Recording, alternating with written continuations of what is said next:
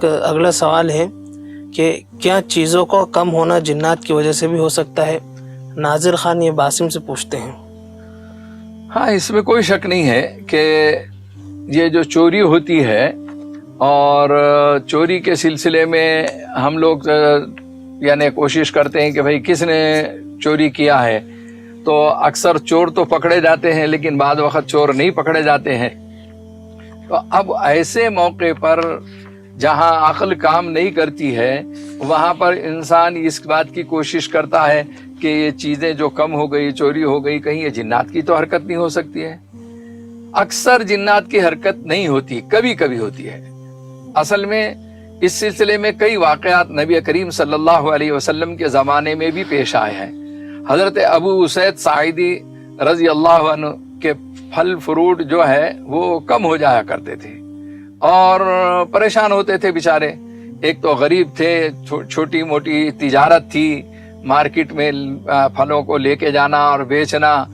اب وہ گھر میں رکھتے اور رکھنے کے بعد صبح جب لے کر جانا چاہتے تو اس میں کمی محسوس ہوتی، وہ پریشان ہوتے تھے۔ اسی طرح روایتوں میں آتا ہے کہ حضرت ابی ابن کعب رضی اللہ عنہ کی کھجوریں، وہ ان کا کھجوروں کا بزنس تھا، اور مارکیٹ میں جب وہ لے جانا چاہتے دیکھتے کہ رات میں جتنی رکھا تھا تو اس سے کم ہو گئی بھی ہے، وہ پریشان ہوا کرتے تھے۔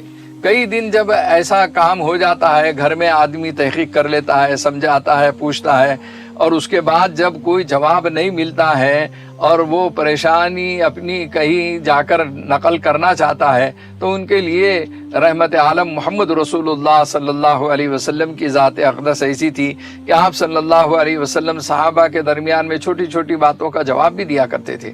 لہذا روایتوں میں لکھا ہے کہ حضرت ابو اسید ساعدی اور حضرت ابی ابن کعب یہ دونوں حضور پاک صلی اللہ علیہ وسلم کے پاس پہنچے، شکایت کیا کہ یا رسول اللہ صلی اللہ علیہ وسلم، ہماری کھجور کم ہو جاتی ہے۔ انہوں نے کہا کہ میرے پھل فروٹ کم ہو جاتے ہیں، تو کوئی عمل ایسا بتا دیجئے کہ یہ اس کا توڑ ہو جائے۔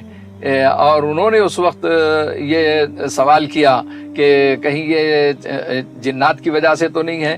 تو آپ صلی اللہ علیہ وسلم نے فرمایا کہ ہاں، جنات کی وجہ سے بھی یہ ہو سکتا ہے، اور احتیاطاً ایک وظیفہ آپ صلی اللہ علیہ وسلم نے بتلایا، آیت الکرسی کے ذریعے اس کا توڑ کرا کرو، آیت الکرسی کے ذریعے سے اس کا دفاع کرو۔